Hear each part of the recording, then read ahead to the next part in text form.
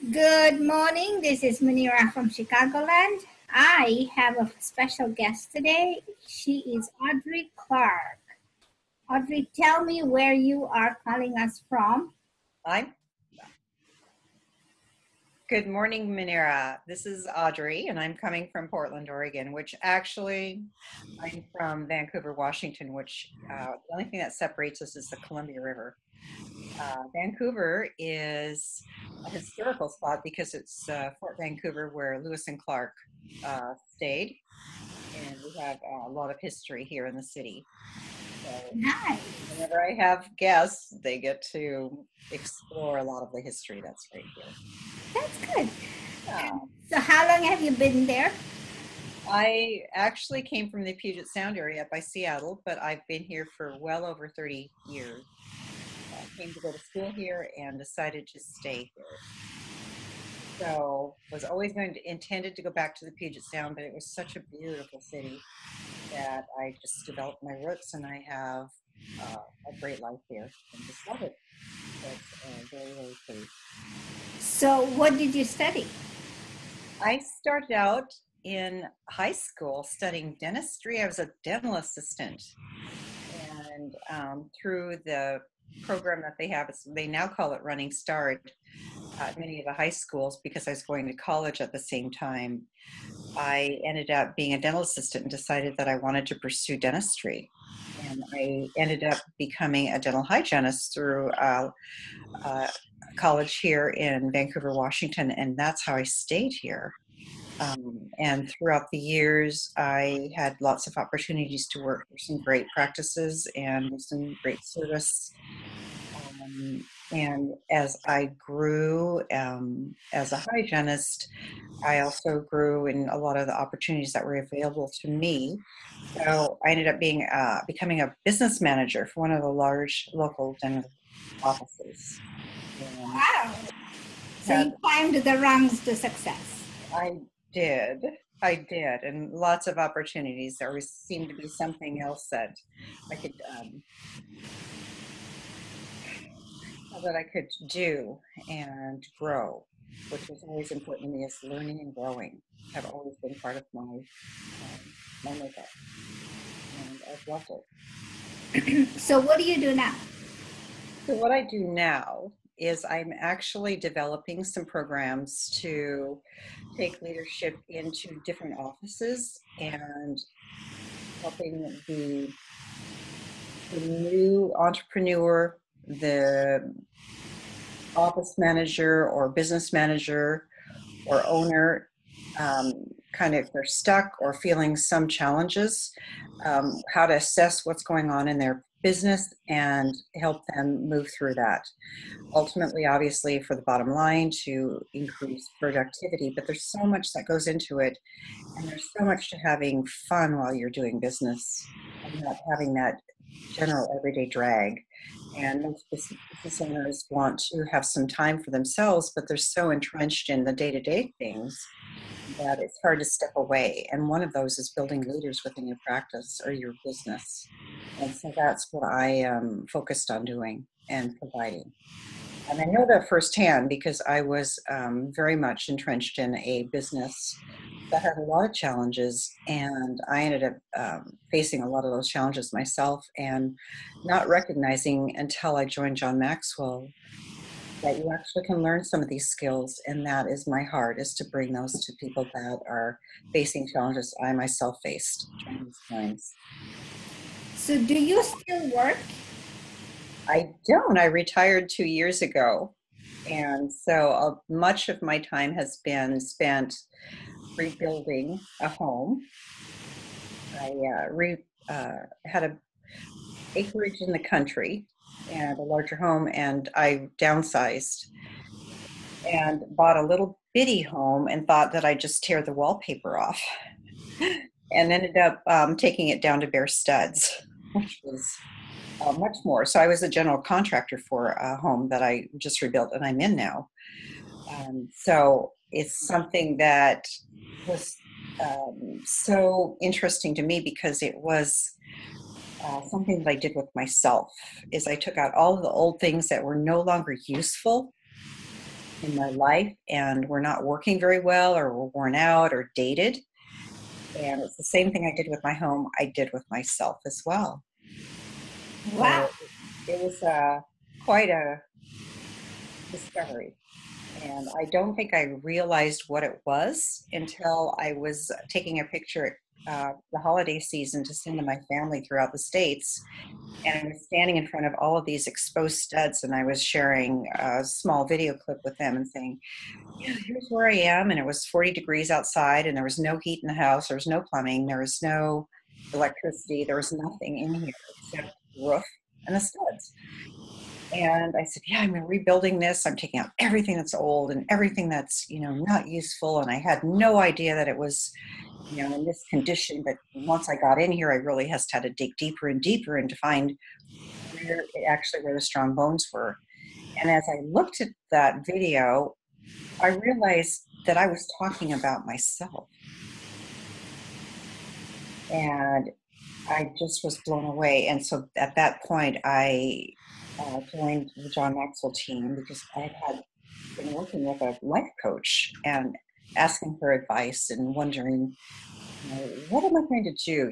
I was released from my job, and a lot of it had to do with just repositioning of things, but it was a real difficult time for me. So I knew the challenges of, being almost 60 and having to really challenge myself and look at myself in a different light. And with that came some revelations. And I think it was the house that did it. Really made me look and see what I needed to do. And from that point, I've just been in a learning phase and working with a lot of different people throughout the community, reestablishing myself in the volunteer areas, some things that I hadn't had time to actually do. And now I'm very involved in a lot of volunteer organizations and hope to work more closely with them as I work So with you other companies. basically reinvented yourself. I did. I reinvented myself. And How was that process? Were you scared? I was terrified in a sense where I didn't know what to do, and every day was uncomfortable. And when I realized that in order to grow, we have to get out of our comfort zone.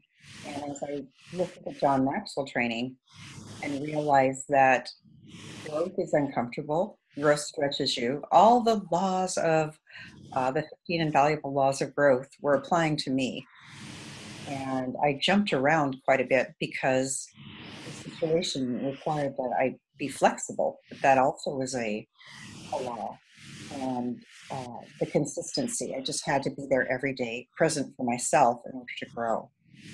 And that, again, is another law. So I've experienced them firsthand and know that they're not uncomfortable. But yes, it was super uncomfortable. It was painful. Because things that I'd thought before were old belief systems and old thought processes that were no longer useful to me. They didn't apply as well, or they weren't the better solution for things. Okay, so I know people start with their closets. Did you start with your closets? Start with, pardon me, my what? Your closets. When people are trying to reinvent themselves, when they think about doing this, the first thing they go into is the closet.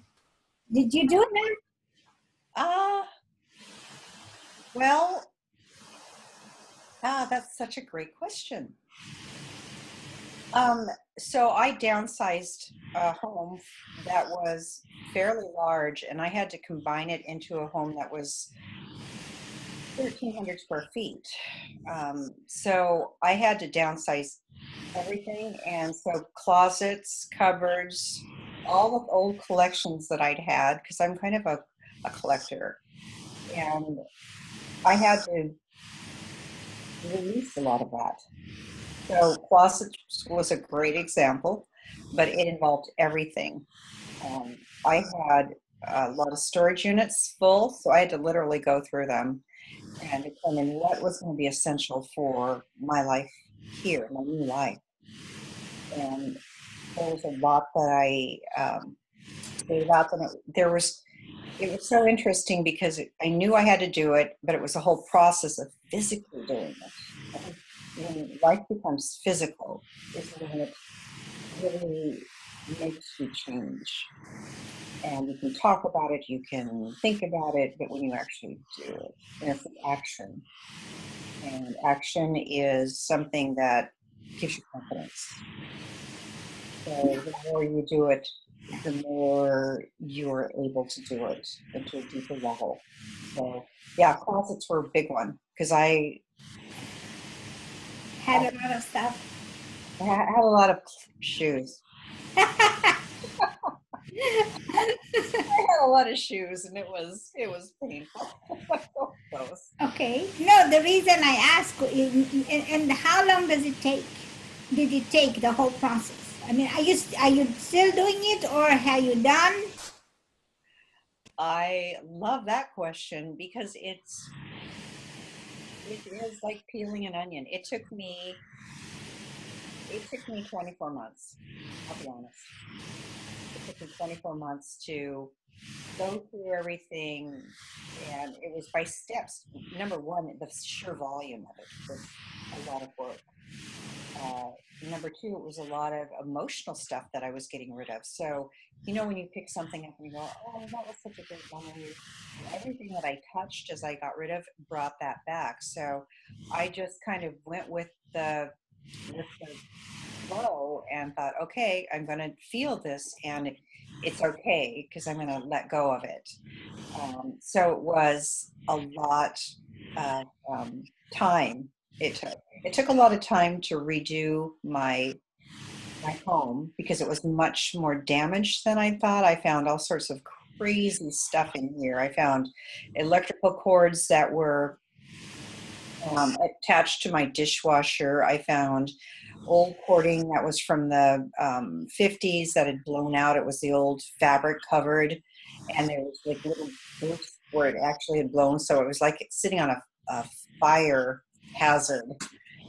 And everything what to me signified old things that had been useful at the time, but were no longer useful. And everything was kind of almost a nudge towards me that that's the same thing that was happening with me. And it was kind of like just a little gentle reminder. And I love nudges because they're there. They're just kind of reminders. They're just coming and kind of directing you, guiding you to the next thing that you need to do. If you're listening, if you're aware. So this is you trying to get into a smaller house, but realizing that this house is nudging you to change your life and clear the clutter, if you will. And so you are a renewed person. You're the same Audrey, but you are not collecting as much, but you're not building as much, right? So that's one thing. So how many people do you think are out there who do the same thing as you did? I believe there's a lot of people because of the age range, because of changes in their lives, either through loss or just life. I had a loss of a job. I had a loss of, at the same time that I changed where I lived. So it was, even though it was a move, an intentional move, it still represented loss of an old life to me. So there's a tremendous amount of people that are going through this and are kind of floundering or not knowing what to do and doing it alone.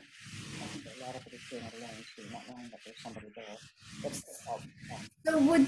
So if you were to advise people or women who have been collectors like you were, what would you say? I would say to invite it in and know that you're going to be uncomfortable, but know that something's going to be better once you move through it.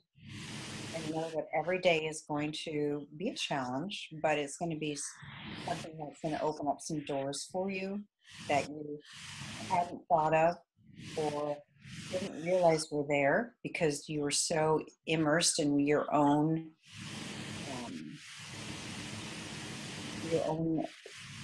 how do I say this, your own, you couldn't see it because nobody opened that window for you yet.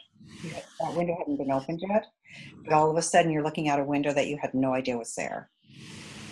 So that's what you bring to awareness, right? That's what you're eluding, is to the awareness of people trying to figure out if they are even hoarding or collecting stuff and they have to shed it. Shed So it. Yes. when you talk to people, people who listen in are gonna hear this and say, you know what, maybe I'm doing that. How much of an emotional distress did you go through? Did you cry? Did you laugh? Did you? I don't know. I'm just asking because, this is a process. So, Yes. did you cry? I cried volumes. I was annoyed, angry. All of the emotions of letting go, of grief, have come up. I think for you, and there was excitement, and there was the thrill of creating something new. So you're looking at different parts of it. So yeah, there are so many different emotions that come with it. It's not just a steady, and I think that's why you need to be really aware of what's going on and be intentional about where the end result's going to be, or the direction that you see so far. Because we never really see the complete thing. It's changed than what I expected. Because it was based upon old belief systems. And my belief systems have changed so radically now. I can say that I'm probably looking at things much differently and looking at different things in the future than what I was when I started. So after you've cleared the clutter,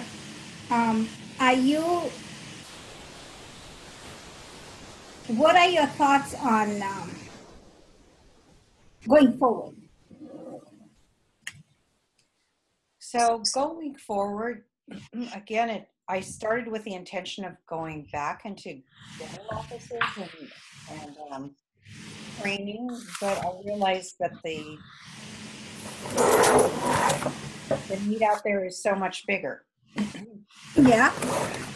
So I have I'm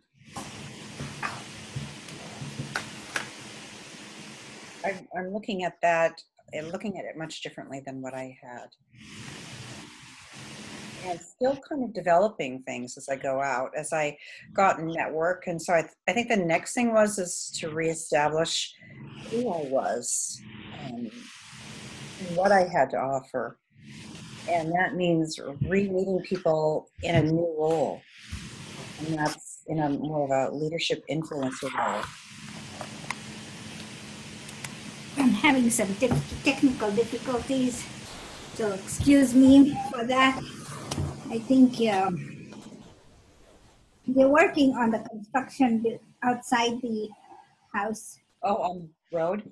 Yes, so it's affecting my my video. Always construction. We're always under construction. Oh, that's a good point, because we're building ourselves. There you go. Yep. So we're building ourselves all the time. And, but in order to construct the new things, we have to let go of the old, right?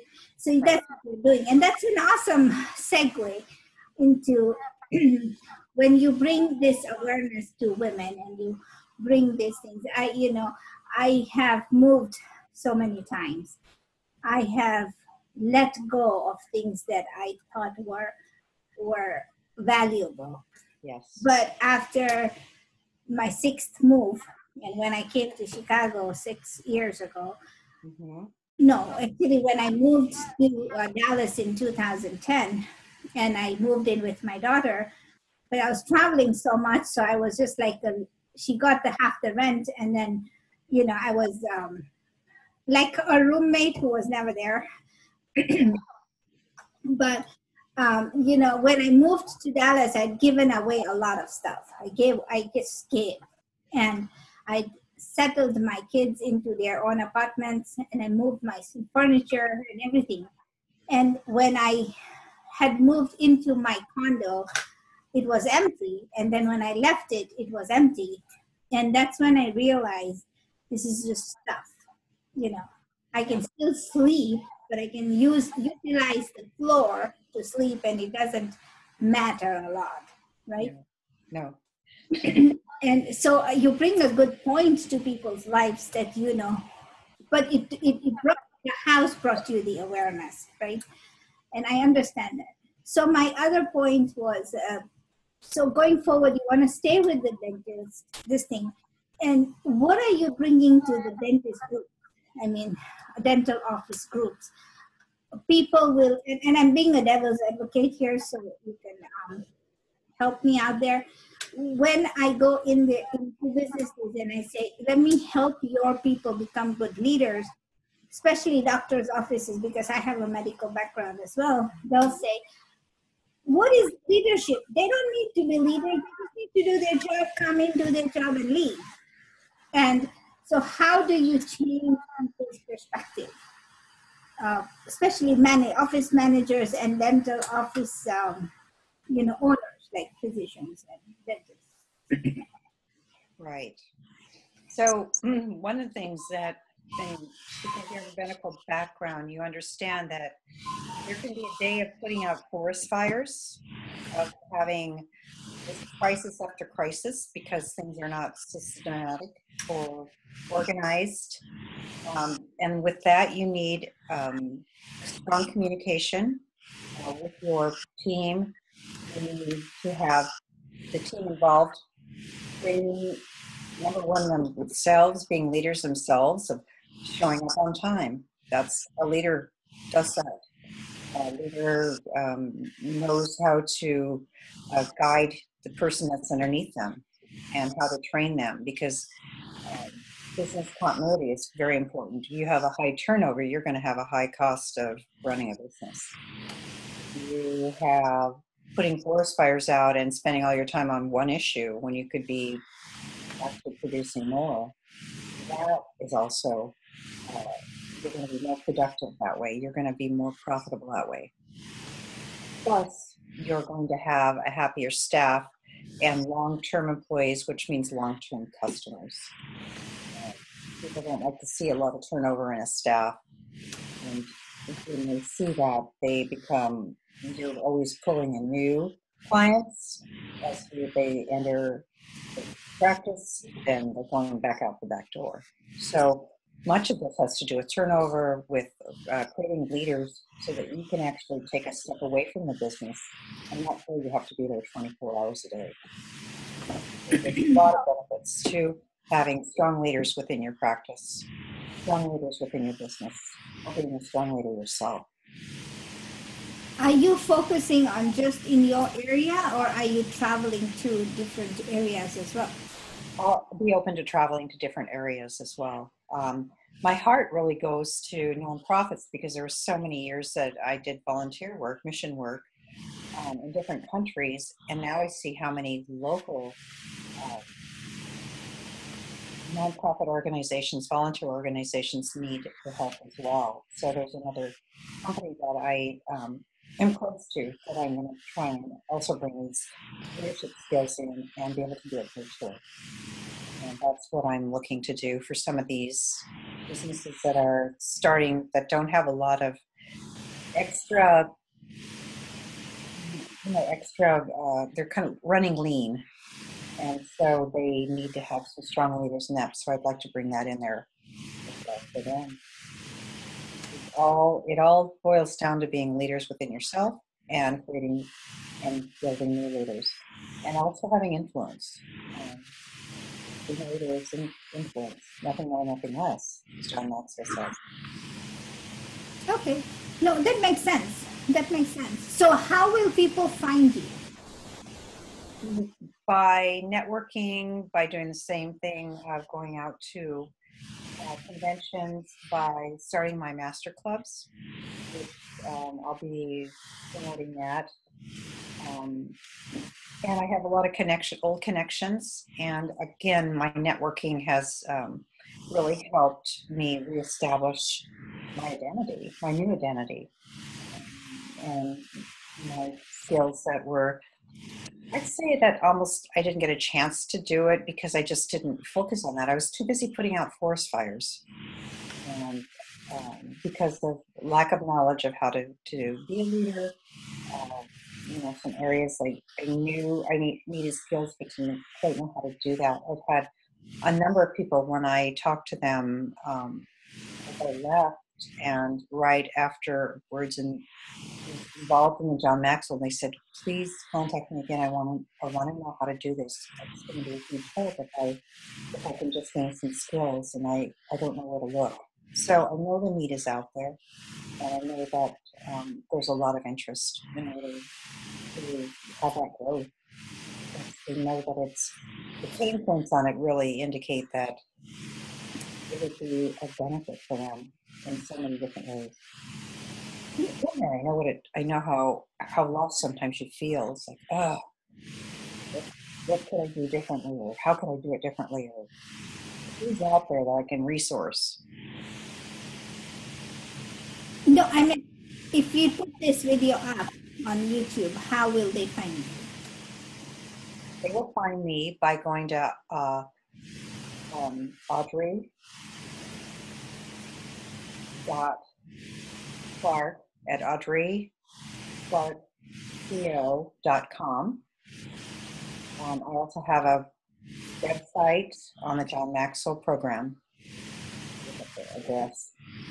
Okay, so what I'll do is when I upload it, then you can put a little note there so, so people can find you. And then anything else you want to share with me about you, about your business? Just that I think leadership is essential right now, and it always has been. I think it's important for us all to learn how to be good leaders at home, in our business, in our volunteer organizations. And so I think it's it's called a soft skill, but it's much more valuable than I'd ever given it credit to.